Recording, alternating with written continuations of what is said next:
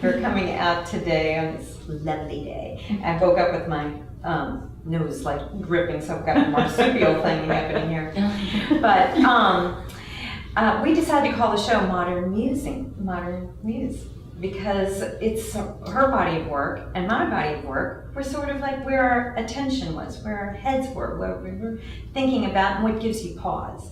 And so I have my sort of consciousness awareness room in there, which has a lot of ceramic work that for me is sort of a pause, a moment. And my friend Karen said, oh, no more fiber? And I realize I do work in a lot of different media, and I'm having process envy at the moment because I can't do any of this last minute. This is very labor intensive to do ceramics, but it's so much fun. You never know when it's going to come out of the kiln, if it's really going to work, what it's really going to look like when it comes out. And you're duplicating volcanic processes. You are doing amazing earth things.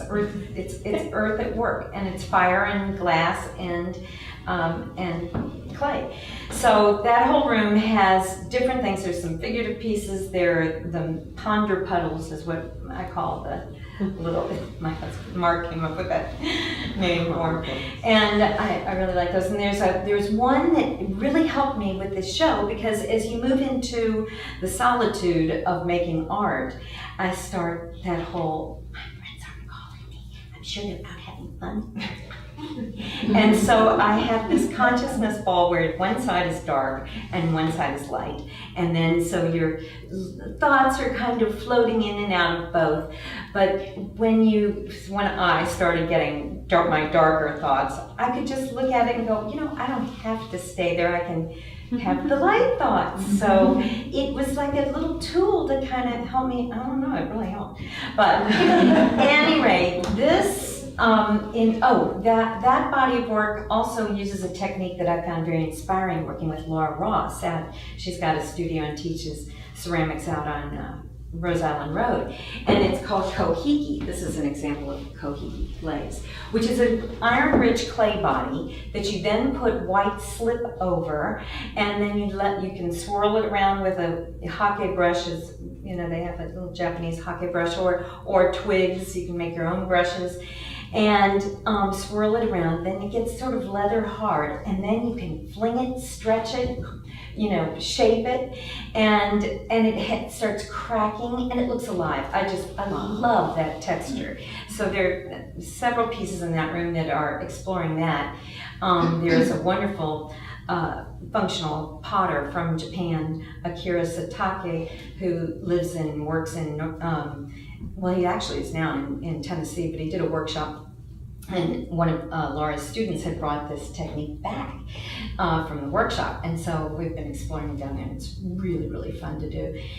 So it's from the Korean Yi dynasty, which is 1392 to 1910, and it's also Japanese, this technique, and they usually finish it with a clear glaze.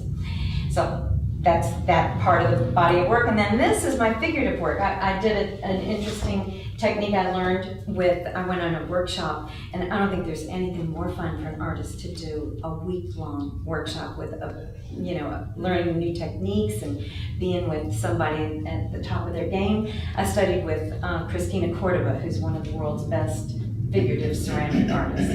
And so what we were exploring was two things. One is to use the figure and then not a complete figurative piece. We added a shape. In my case, I did a cloud shape for her body, hence the name Nimbus.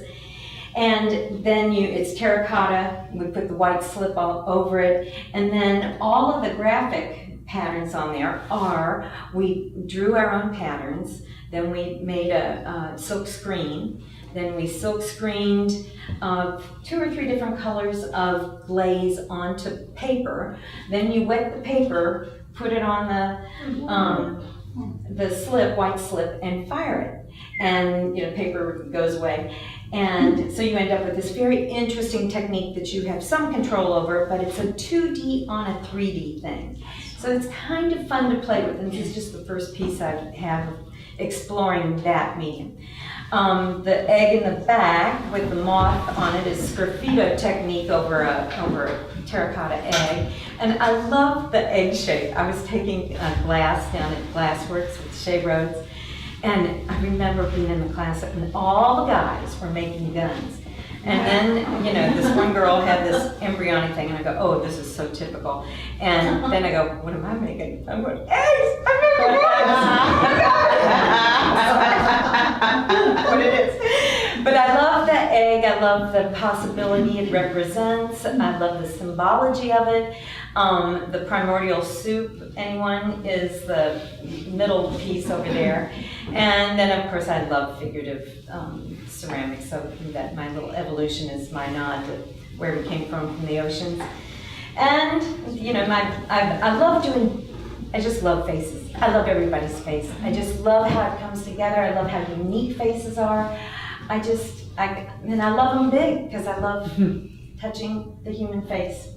So that's pretty much what I'm Muse about. So, any questions?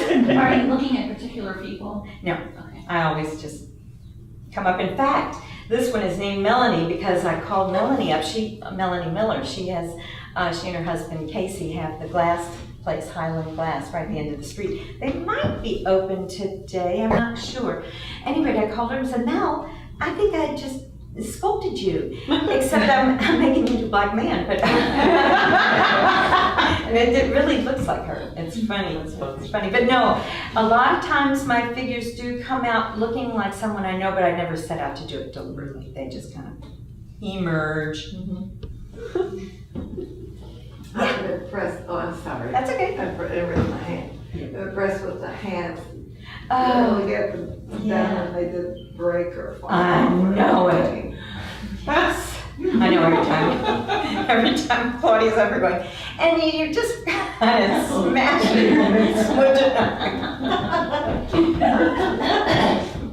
On the large head, is that just the finished glaze, or is there any silk screen? Very good. That's a really good question. That's the only place where I don't have the process envy I have. I also have the talent envy of Claudia, but I did paint that. That's a paint. Oh, Yeah, after it came out of the... I bisque fired it, Okay. and then I did paint that one. So because that way I can do the. It's so hard with when I use a metallic. You were talking about gold foil, and I use gold foil on the pieces in there, just a little bit, and a little bit on his thing we had. I didn't realize that till you were talking about it. But yeah, you just have so much more control when you're. So the glistening is it painted on? Oh yeah, yep, that's a metallic paint. There may be 8 layers of paint on that guy. Wow. Him, her, and I really love faces that are androgynous. They could be male, they could be female. Oh, I forgot to mention I have my other androgynous garden guardians down here, and they're made out of concrete. They're weather worthy. Hello. Need a bit of a haircut or a bit more height. Very adorable. Well, thanks for making it down today, guys. Enjoy, and I want to come see the painting with the gold foil. I'm intrigued with your method. Yeah, very good. Thank you, guys.